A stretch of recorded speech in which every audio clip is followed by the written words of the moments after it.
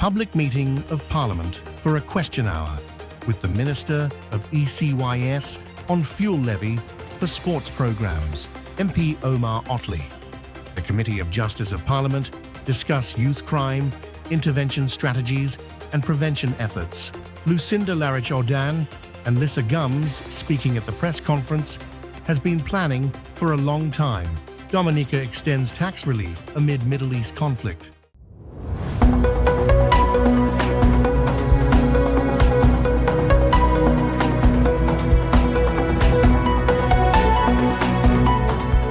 From the island, St. Martin, this is SXM Daily News for April 14th, 2026.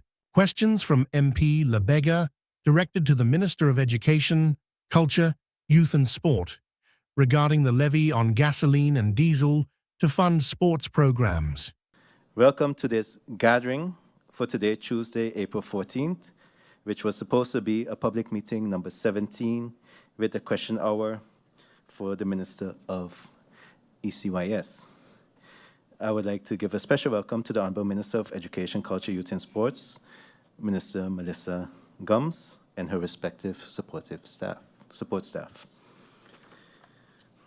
I have received notice of absence from the following members: MP Sarah Westcott-Williams for work travel, MP Ludmila De Riva also for work travel, MP Shamira Roseberg for work travel, MP Veronica Janssen-Webster for work travel, MP La Cruz for work travel, and I have received also a notice of absence from MP Franklin Myers, MP Otley, and MP Duran.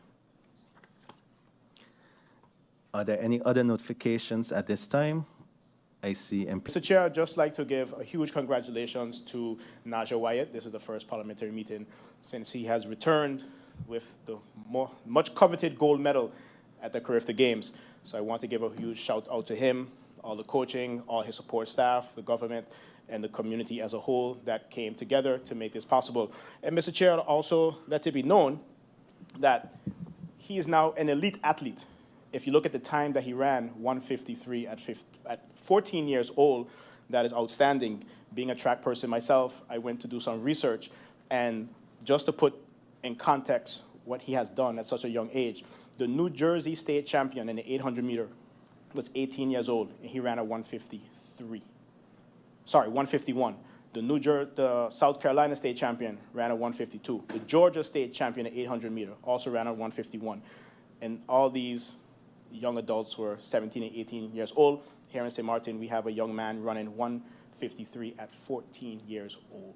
So he is now an elite athlete and should be treated as such. So once again, congratulations to him and his entire family and team. Thank you. Seeing that at this moment we were supposed to have a question hour pertaining to the Minister of ECYS that was initiated by MP Labega, and seeing that we currently do not have quorum, I hereby would like to call a roll call. So I see MP Vivian Kotai. Here. I see MP Dimar Labega. Present. MP Lyndon Lewis. Present. MP Darrell York. Present. And my person, MP Christopher Weaver, who's present. Seeing that we do not have quorum at this time, I hereby would like to close this gathering. Gathering closed. Speaking at the press conference, Lucinda Larich-Ordan, promoter of Soca Rumble for Carnival 55. Also speaking, Lissa Gums, Sabor Latina. Soca Rumble is back again, and I pass the word to Lucinda from Frontopia. But this time a different hat completely. You'll have to explain that to the people. Lucinda. All right, thank you so much. Good afternoon. So I'm guessing everybody's surprised to see me here. It was like Funtopia behind the scenes, but we're at the front today. I just want to extend my thank you to the Tourism Bureau for bringing me on to the project to help execute the revival of Soca Rumble 2026. So it's a different concept than the past years, as we had 2025 to 2019, Soca Rumble was out there and it created amazing music and created our kings. It definitely created quality soca music for St. Martin that we enjoyed. So there's been a gap, and this is now the revival where we are bringing back Soca Rumble with a different concept. So just take a step back, just to reintroduce myself, this time with a hat as a promoter. Being behind the scenes with Funtopia for 12 years, we've worked with pretty much everybody in this room. We've done magic together, creating quality shows, unique entertainments, and so forth. So now we want to add the magic to Soca Rumble, and the concept of cultivating local talent is not far-fetched from the programs that we've been running, and it's just taking it to the next level. So this year, 2026 Soca Rumble, we're looking at creating a platform for artists that have been creating music, they've been doing the work, and they've not haven't given that platform so that they could showcase themselves. So Soca Rumble has been missing. Do you guys not agree? We've been missing Soca Rumble. So for the revival, we're looking at the stripes and stars. You know, what does that mean? The Soca Rumble stripes are the new contenders that have not been able to perform in the past years, but they're given the opportunity to showcase themselves where they can earn their stripes. And of course, we are gonna do like a medley section with the former, contenders that had real quality music, like Lego the Good, Rama Mama, all of these good, brilliant music is gonna be there on the night. So it's a two-part event. The minister mentioned part of it is the feast and fete, where the tourists would come and enjoy the local food. So the tickets is gonna be $20, and what they're doing, or what we're doing, is really brilliant, where you buy your $20 ticket and you have an opportunity to get a $10 voucher, and we give it back, where you can go to the booths and enjoy and taste the different cuisines from the booth holders. So it's a two-part event. And then you want to enjoy the food and talk about it. We'll have media team in the crowd talking about their experience and what they enjoyed and what they eat and so forth. And then, of course, listening to the new music that will be coming out. So we have 8 strong contenders in the groovy section. We have no power this year, but next year we'll be preparing for power. And the groovy music, we have contenders like Angie, Brando, some new names to the scene that definitely gonna add that international level performance that we're accustomed to from Soca Rumble that evening. Yes, thank you. All right, good day, everyone. First of all, my name is Lisa Gums, also known as Big Twin. I want to say thank you to everyone here. Thank you to the SCDF. Most of all, thank you for Pedro for giving me the opportunity to collaborate with him on the Noche Latina. Thank you for the director of the tourist office, the minister. Thank you to everyone here. First of all, we want to let everyone know that this Noche Latina 2026 will be an experience not only for the Latin culture, but for everyone who's coming out to enjoy the 2026 Carnival. The Noche Latina of this year, we want it to be an experience, not just a show, something so that when the visitors come to St. Martin, they could remember that we really put in all our efforts, our work to make something unforgettable for everyone that comes to the island of St. Martin. Noche Latina, we have it set up that we have Don Miguelo as the headliner, as the head artist. We have Sujeto Oro 24, which is a well-known mambo artist from Dominican Republic. We have Adolescente when it comes to salsa, for guests that come in here that loves to dance salsa. And we also have Dalvin La Melodia, which is an artist, is very well known in bachata. He's right now an artist that everyone wants to listen to. Noche Latina is also bringing the Spanish community, local DJs, local talents. We also have DJ Ricky, which is very well known here in St. Martin. We have DJ Euro, DJ Jojo, DJ Platinum, DJ Tinte. We have a lot of different acts that's going to be at that show. Thank you everyone for giving us the opportunity to bring our culture out, because we all know St. Martin is an island that have a lot of different cultures. My roots, I'm a born St. Martin, but I have Dominican roots. Pedro also have Dominican roots. I have family in Aruba because my father was also born in Aruba. So we calling out all people who in Saba, Stacia, St. Kitts, Dominican Republic. We calling out the persons who actually love to listen to the Latin music to come and have an unforgettable night this year at Carnival 2026. Thank you very much for the invitation. Thanks to Pedro again for giving me this opportunity to collaborate with him for this Noche Latina. Thank you. The Department of Sports within the Ministry of Education, Culture, Youth and Sport, ME-CYS, is pleased to announce the upcoming King's Games, Koningsspelen 2026, held in honor of His Royal Highness King Willem-Alexander Claus George Ferdinand of the Netherlands. The event will take place on Friday, April 17th, 2026, across 19 elementary schools, engaging approximately 3,500 students. The 2026 theme, Everyone Fun, Iedereen Plezier, emphasizes enjoyment as a key driver of physical activity and the development of lifelong healthy habits.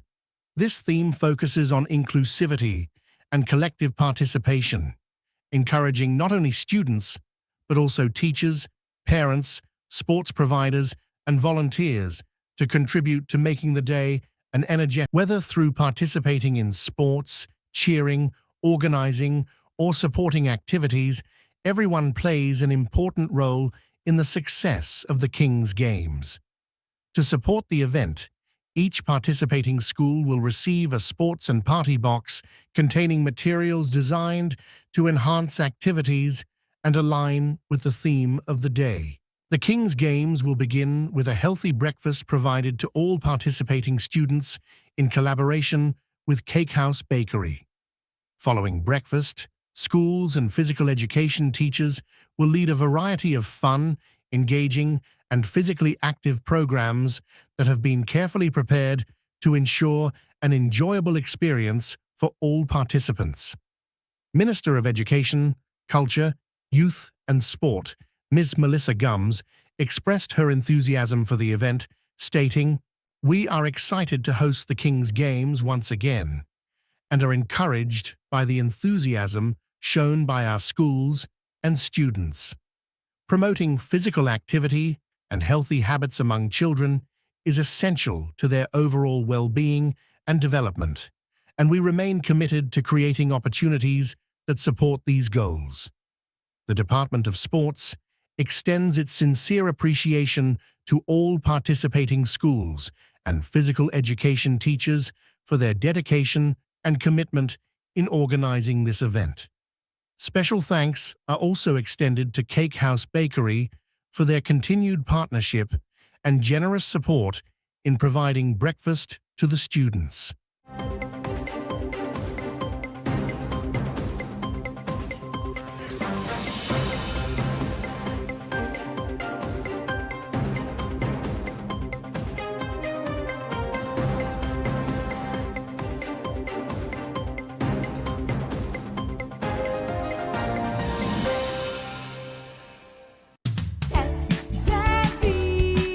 Your social and health insurance is your social and health insurances. Are you SXM insured? Do you have a valid medical insurance status? SXM is cardless. Request your My SXM account today and enter the virtual office of SXM. Go to sxv.sx and sign up now. Your social and health insurances.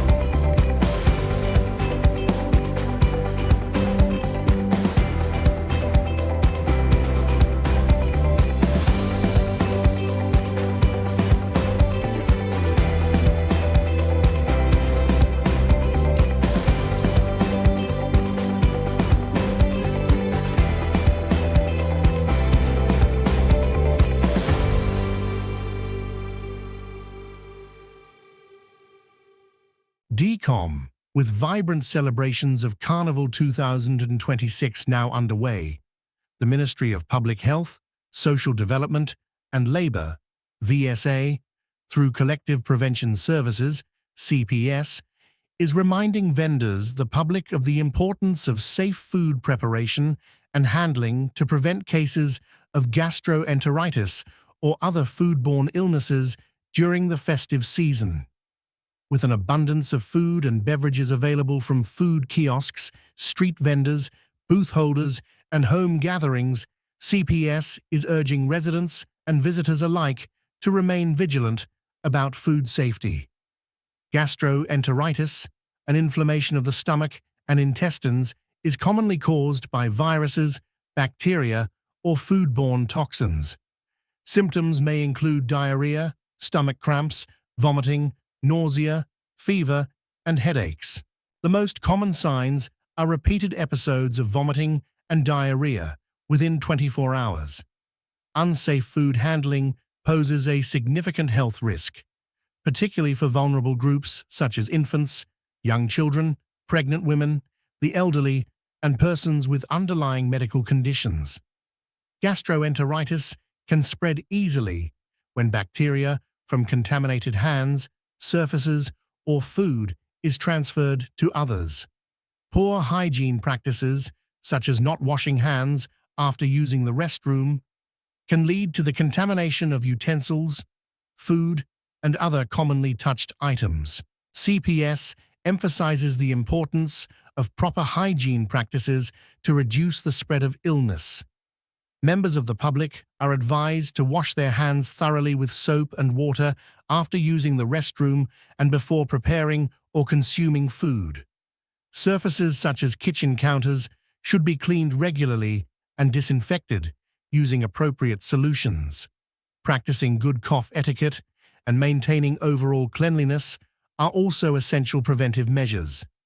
Food handlers and consumers are also reminded to prevent cross-contamination by keeping raw and cooked foods separate, washing fruits and vegetables thoroughly, and ensuring proper food storage. The ministry can look into if there are several trainings or if it's all on the same umbrella. We're talking about the same, but in different phases. If that's the case, then I can clarify. If it's not the case, can the ministry look into the different projects? MP Shamira Roseberg is asking the Minister of Justice at the meeting of Parliament on Wednesday, April 8th, 2026. If the ministry can look into if there are several trainings or if it's all under the same umbrella, because I have a feeling that maybe, and I can be wrong, we're talking about the same but in different phases. If that's the case, can that be clarified? If it's not the case, can the ministry look into the different projects and present the possibility for those different projects so that we have a holistic approach in that sense? It was mentioned that the reason I'm saying that is because based on also the letter of MP Doran and what was brought forward, and then looking at the presentation which was presented by the ministry, and then myself getting the presentation of SVT and what is mentioned in that presentation of Aruba, I'm seeing the similarities. It's also talking about farming, military training, compensation for the youth, also looking at discipline and making sure that you get job opportunities, and then afterwards graduating and getting the opportunity to follow a vervolg, further studies, as also being brought forward when we had a presentation here in Parliament, where you have the SVT and then also the VEVA, which was also presented by the Prime Minister, which focused on veiligheid and vakmanschap. But that, in my humble opinion, is a vervolgopleiding, so you cannot enter into the VEVA without the SVT. Clarify that if that is incorrect, Minister of Justice, but how I understood it, and that's why I'm happy that we are having this meeting, is that the SVT is the start, is the goal, is to enhance youth employment and future participation, and then you have the different phases. Phase 1, which is 4 months, and then you have phase 2, which then includes the job market and having the collaboration with the community. And then once that has been completed, then you have the option into entering, if officially, into Curamil, into Arumil, or to doing the VEFA opleiding. So I would like to know if that's the case, or if there is a other military training that we're missing, which MP Doran is referring to, and if that is there, if that can be looked into as well, seeing that there's clearly a misunderstanding there, and the MP would like to get that clarified. And I'm also curious if there are other projects so that we make use of the best possible project for St. Martin. It was also brought forward by the ministry. I'm happy that my questions in regards to the crime fund were answered, that there is a possibility to have a pilot option. And the reason why I ask that, because I am aware that crime fund is not for a structural effort, it's project-based. But I'm always in favor of getting something started, and then after having the opportunity to continue with it, instead of not doing anything and waiting until it's fully finalized, seeing that that can take years. And I don't think we should wait years, especially if it is considering our youth. So it was already asked by previous MP, but once we have this policy plan concluded in the budget and approved by Parliament, what will be the time frame to start? That was already asked, but I just would like to focus on that as well to get the answer in that regard.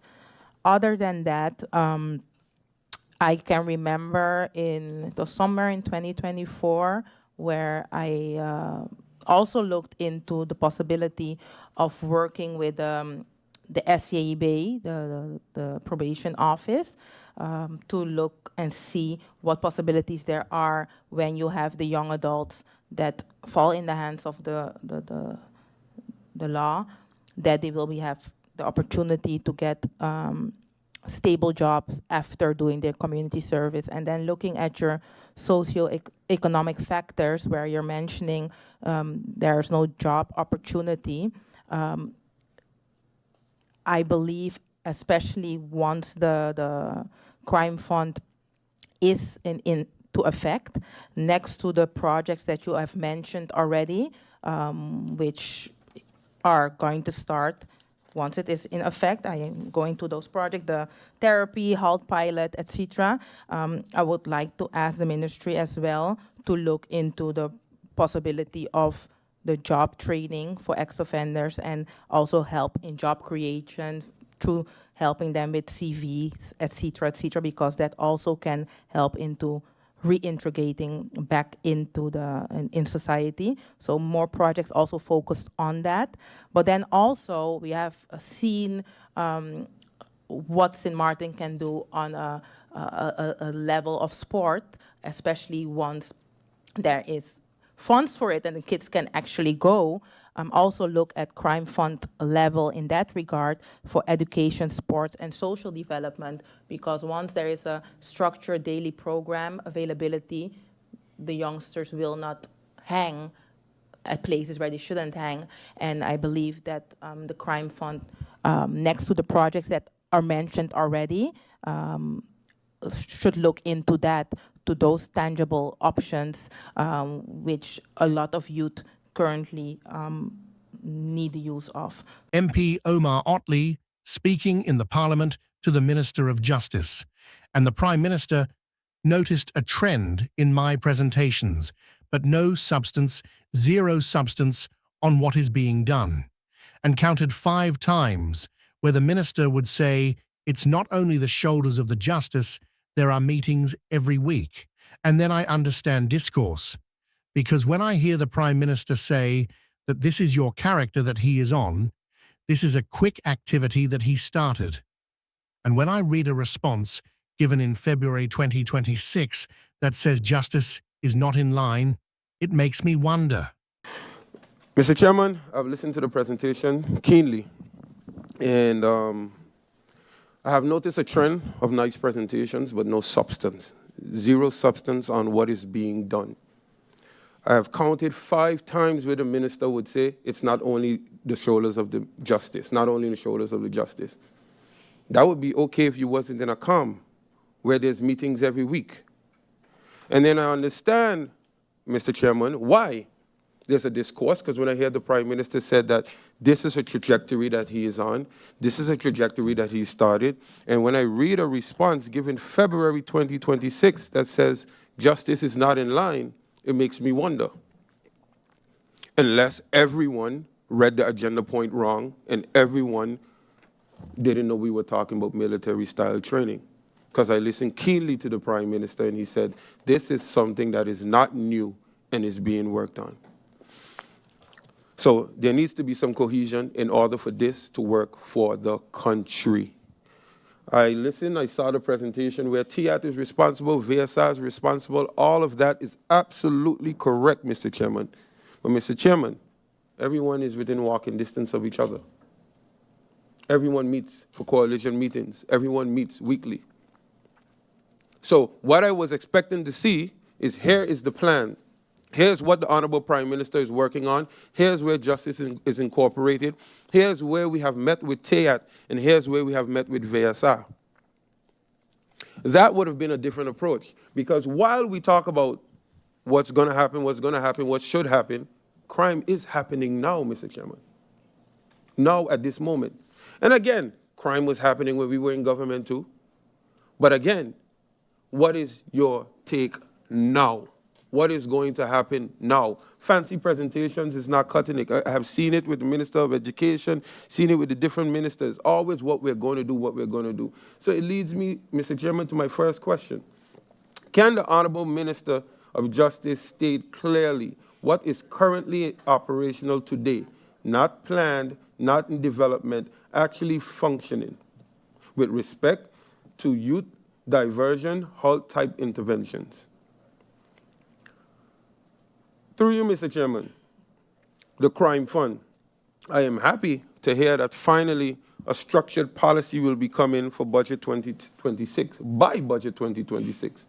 To our knowledge, unless I'm wrong, the Budget 2026 should be here in a month and a half. So this policy will be ready in a month and a half.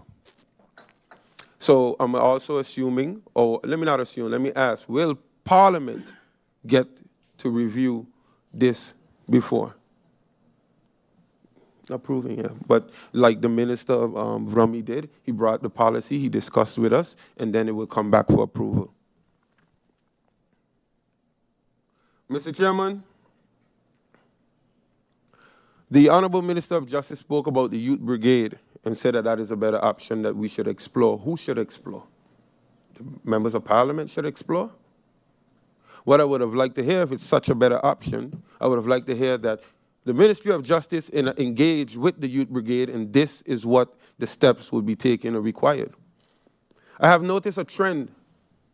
Whenever someone, especially members of opposition, bring anything vital for this country or anything to this government, it is taken as not constructive criticism or trying to help. It is taken as an insult, because it's always, we are working on it already. We are working on it already. A motion was presented, policies were presented for the prison. We were working on it already. A year later, nothing. Mr. Chairman,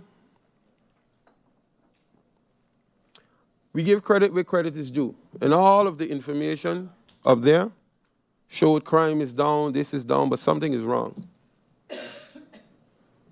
And the military presence in December showed us that something was wrong. And this is why I say sometimes we don't need data on paper. We need reality and reality checks.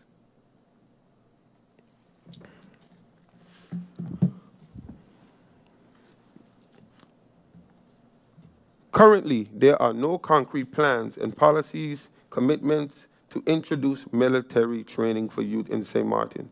The Ministry of Justice does not support military-style training. The minister explained why, which deemed even more questions for me. But again, where are we going? What are we doing? We have 2 MPs that are championing this, and the rest MPs, I can speak for myself, I support what they are championing, but today it makes me wonder if they are championing the same thing. That's what it makes me wonder. And if not, then clearly, let's get a clear indication on which one the government can install. Because from listening to my colleague Shamira Roseberg, it's one thing, and MP Duran is another. And the Prime Minister is on the path with MP Duran's, and the Justice Minister is on the path with MP Roseberg. That is what I got clearly from this meeting today. Clearly. So there needs to be some structure and some merger so we can make it happen.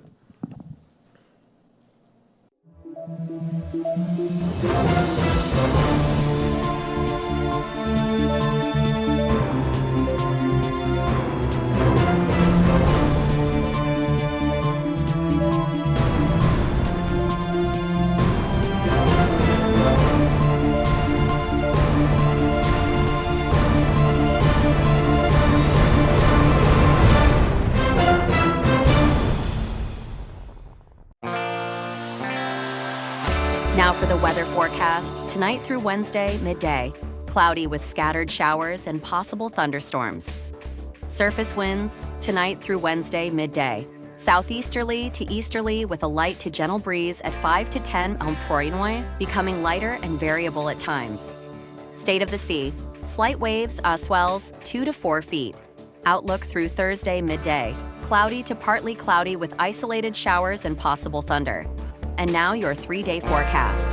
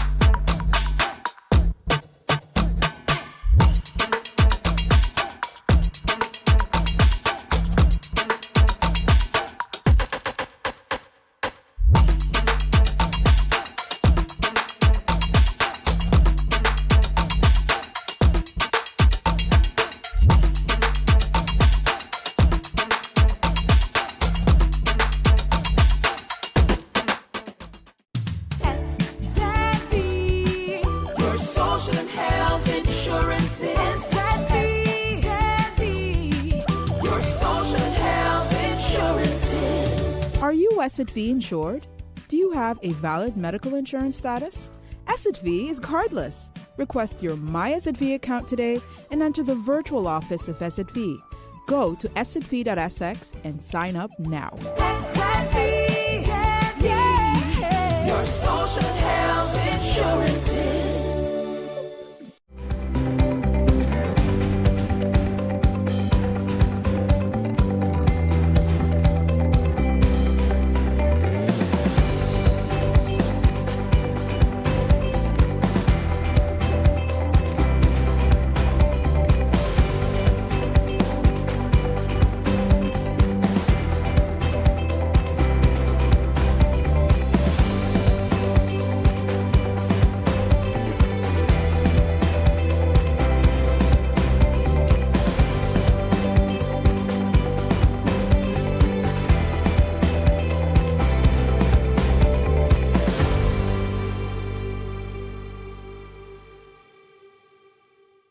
The Social and Economic Council, SER, of Curaçao took part in a 2-day workshop on April 10th and 11th in Santo Domingo, organized by the Dominican Republic's Economic and Social Council, CES, for newly appointed council members held at the Crown Plaza Hotel.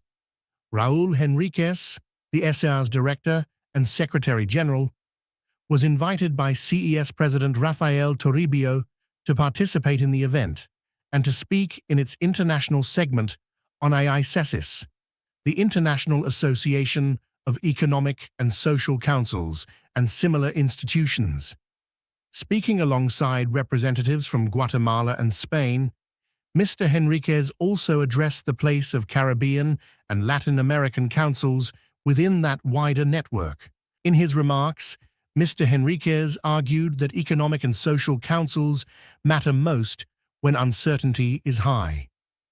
In 2026, an economic and social council is no mere accessory to a democratic system. It is part of what keeps it stable, he said. He warned that small, open and island economies are especially exposed to geopolitical shocks, higher energy costs, supply chain disruptions, and weakening public confidence. In such circumstances, he said, sound policy depends not only on the substance of decisions, but also on the legitimacy of the process through which they are made. For Curaçao, one of the clearest lessons of the workshop came in the closing reflections of Mr. Toribio, who argued that a council must do more than convene dialogue. It must also strengthen its influence, monitor compliance with agreements, and make clear who is honoring commitments and who is falling short. The broader design of the workshop reflected that institutional focus, with sessions on the legal framework of the Dominican CES, policy influence, the ethics of representation, and the rollout of a new quality management system. The grand opening ceremony for the 18th edition of the St. Martin Annual Regional Trade Show, SMART, will take place at the new Moonrise Bar at Grand Case Beach Club. This was announced by the organizing committee, comprising the St. Martin Hospitality and Trade Association, SHTA, the St. Martin Tourism Bureau, STB, the Office de Tourisme de Saint-Martin, OT, and the Club du Tourisme. As our resort has been visiting and supporting SMART for decades, hosting the opening event is a unique first we look forward to tremendously. Our team, in conjunction with that of resort restaurant Sunset Cafe, is already working for weeks dedicated to making this an unforgettable Caribbean experience, said Grand Case Beach Club General Manager Alexandra Churlius. Dominica Prime Minister Roosevelt Skerritt says the ongoing conflict in the Middle East involving the United States, Israel, and Iran is already pushing up the cost of food, fuel, and essential goods for small, import-dependent countries like Dominica. Addressing Parliament on Friday, Skerritt said, the grave and unfolding conflict, though geographically distant, is having immediate economic consequences for Caribbean nations. Global oil prices have surged, supply chains have been disrupted, and the cost of transporting goods has risen sharply. These pressures are now being felt across economies large and small, with inflationary effects reaching even the most vulnerable countries. For small import-dependent states such as Dominica, these external shocks translate directly into higher prices for food, fuel, and other essential goods, Skerritt said. We are in many ways innocent bystanders affected by a conflict not of our making, but we must not be passive in protecting our citizens from its consequences.